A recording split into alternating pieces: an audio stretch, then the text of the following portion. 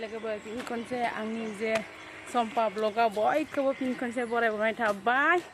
जोङो दा मोसानो थांनो ओंखारबाय। जा बिमा फिसा सानैजों मोसानो थांनो फैदा गावदां मोसानो थांनो ओंखारबाय आरो जों। लोगोफोर जोंहा रुंसारि जालांनाय आमाइनि मेथाइ खनदों आरो ना, आमाइ फाग्रालाहानि न'आव।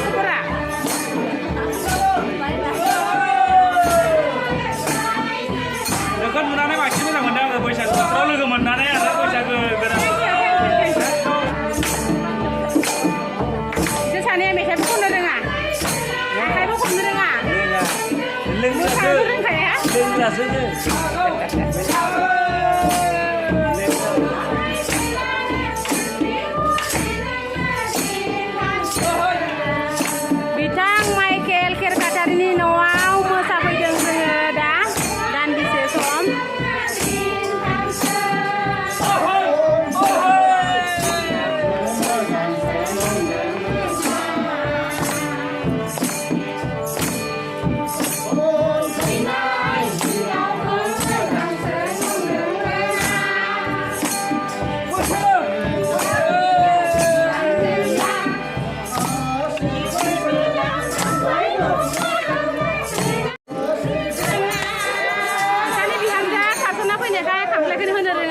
बे मेथाइखौ जोंहा बिथां एक्स आर्मि मा बुंमोनलाय आमाइ नामा